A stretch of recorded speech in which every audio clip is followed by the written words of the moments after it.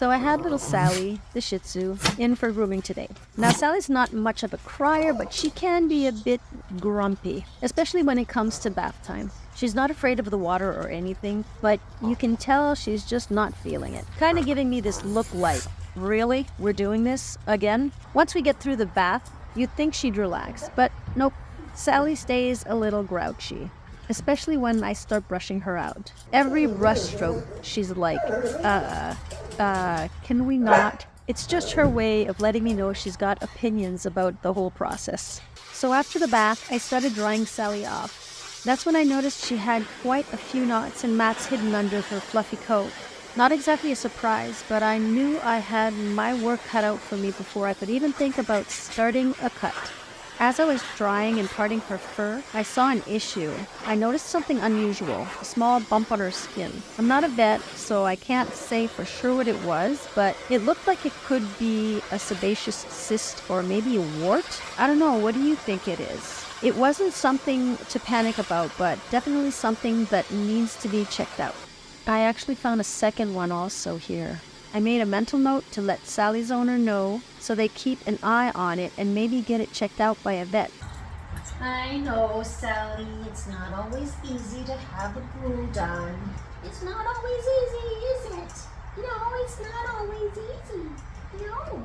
So Sally's pretty good with the drying, but now time for the brushing. We took it slow and I worked through the mats as gently as I could. It took a little while, but we were making progress.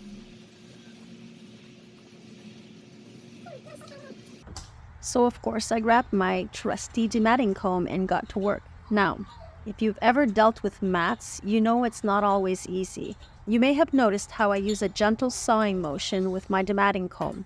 This helps break up the mats without pulling too hard on Sally's fur.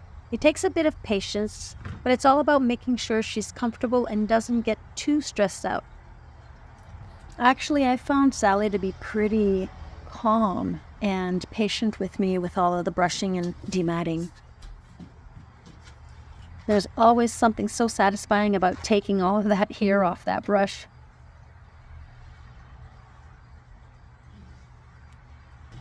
Is this yours? Is this yours?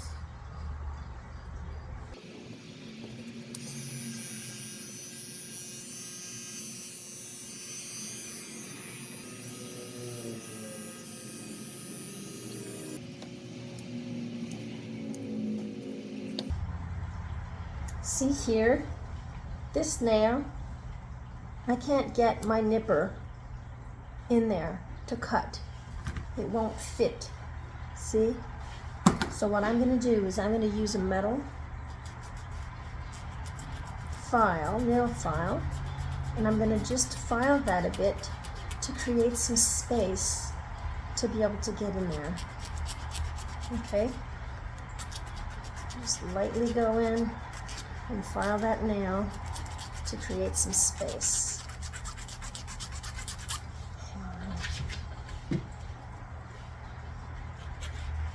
Watch out.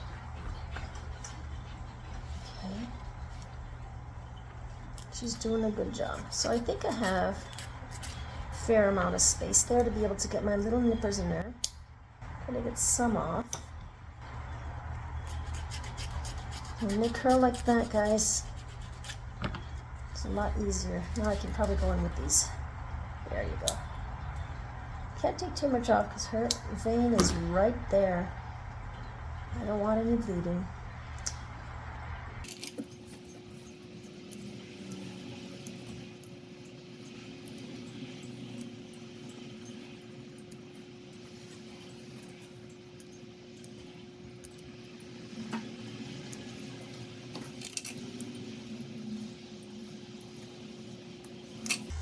After working on a few mats, I made the decision to shave Sally's whole belly.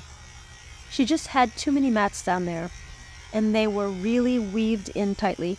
As much as I tried to save as much fur as I can, there are times when shaving is the best option for the dog's comfort and health.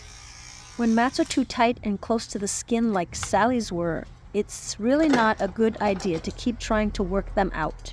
Dematting something that's deeply tangled can pull on the skin, causing pain or irritation, and in some cases, it can even lead to skin damage or sores.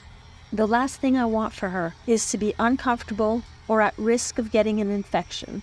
By shaving her belly, I can make sure the skin is able to breathe and stay healthy. It's always about what's safest and most comfortable for the dog. And for Sally, this was the right call. With her belly nice and clean, we were ready to move forward with the groom. Sally was doing well and we were getting through it. Then as I worked, I noticed something on her belly, just on her left side, which would be the right side of the screen as I'm showing you. There was a small lump. I don't know if you can see it, but there's a small lump, something I hadn't seen before. It wasn't too obvious at first, but when I palpated it, I knew it was something worth mentioning to her owner. Are you getting antsy? Are you anxious to be done? She's getting a bit antsy. Are you getting antsy? No, we're gonna do this. Get this done. It's almost done, honey. We're gonna shave.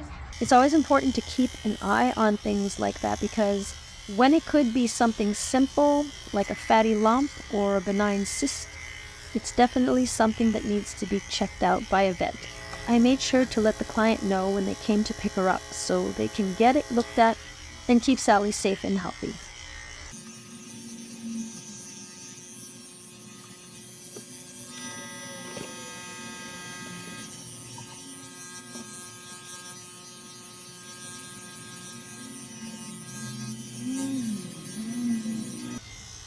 You're such a good girl. Yes, you are. You do a good job. Yes, you do. Thank you.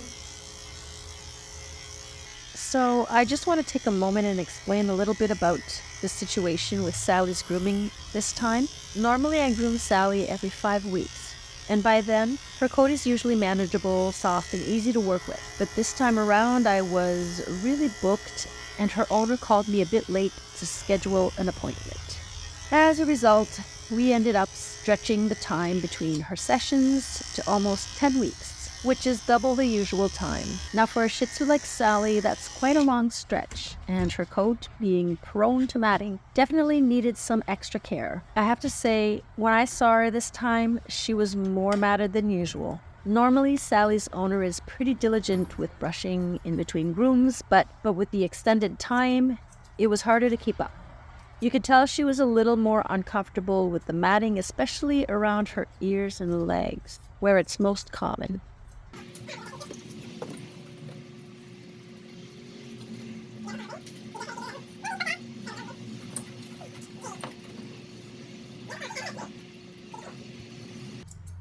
Now, one of my absolute favorite parts of grooming, and something I always look forward to, is the scissoring. This is where I get to be a little more artistic and really bring out the final look of the dog. It's not just about trimming. It's about shaping, styling, and giving the dog that polished, finished look that makes all the difference. There's something so satisfying about working with the scissors, especially when I get into the flow. I find myself being really mindful and precise with every little snip, making sure the lines are smooth and the coat falls just right. And what I really love, my go-to technique, is scissor-over-comb. Such a hands-on, delicate way of grooming. I take the comb, lift up small sections of the coat, and with my scissors, shape them perfectly. The scissor-over-comb technique is just so versatile. It gives me control over the length and allows me to blend areas seamlessly. I can sculpt the fur to give the dog a soft, natural look, while still keeping things neat and tidy. For Sally, this part of the groom was especially important. Since she had some matting, the scissoring helped me clean up her appearance and give her that classic Shih Tzu look without taking too much length off. It was all about blending and making sure she looked her best, even with the challenges we faced. And, honestly, it's where I feel I can let my creativity shine, making each groom unique to the dog.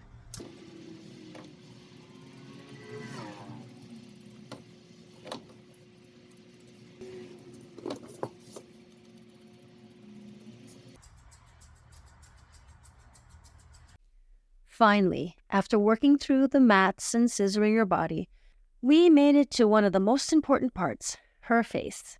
At this point, Sally can probably see clearly for the first time in a while. Her eyes were really hidden behind some overgrown fur, so I started by carefully clearing out that area. It's always such a moment when the eyes are revealed. It's like you can see her expression change, and she looks so much more comfortable. Next, I move on to trim around her nose and mouth, which is always a part of grooming for Shih Tzus. Since these dogs tend to have shorter muzzles, keeping the fur nice and short around their nose and mouth prevents them from getting dirty when they're eating or drinking. It also keeps things more hygienic and comfortable for Sally day to day. For the overall shape of her face, I like to keep it round and balanced. It's important to create a neat, rounded face that complements her natural look, while still being practical. A shorter cut around the face means less mess when she's going about her day, whether she's having a meal or taking a drink. Plus, the roundness just gives that signature Shih Tzu appearance that I love seeing come together. Finally, I gave her ears a little bit of contouring. I prefer to keep her ears looking soft and balanced with her head shape, so I just scissor the edges lightly to blend them into her face. It gives a polished look without taking too much length off. By the time I finished, Sally was looking like herself again, fresh, tidy, and ready to go. If you've enjoyed watching this Shih Tzu transformation, you've got to check out my video, How to Groom a Shih Tzu's Head. Just click on the video link in the upper right-hand corner to watch it now. And if you're looking for more grooming tips and tutorials, make sure to subscribe, hit that notification bell so you never miss an update. I've got plenty more content coming your way that you won't want to miss. Thanks for joining me today, and I can't wait to see you in the next video.